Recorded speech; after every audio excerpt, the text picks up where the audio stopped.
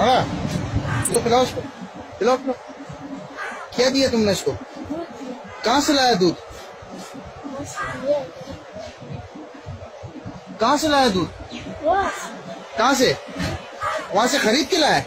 कितने का? जोर से बोलो। 20 रुपए का दूध खरीदा तुमने? किसके लिए? इस बिल्ली के लिए। और तूने खाना खाया है?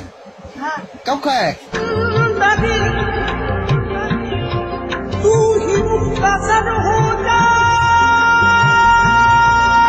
जल्दी बताओ यार। हाँ? क्या किया है? नाश्ता किया है? और अभी दोपहर का खाना खाया है? तो तूने अपने लिए खाना नहीं खाया, बिल्ली को खाना खिला दिया। तो पहले तुम तो खाता नहीं, खाया तुमने खाना यार? तो तुमने बिल्ली को खाना खिला दिया, खुद नहीं खाया। भूख लगी है? नहीं लगी है? क्यों?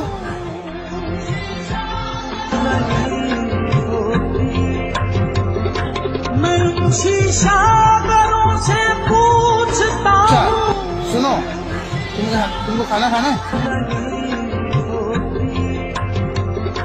मैं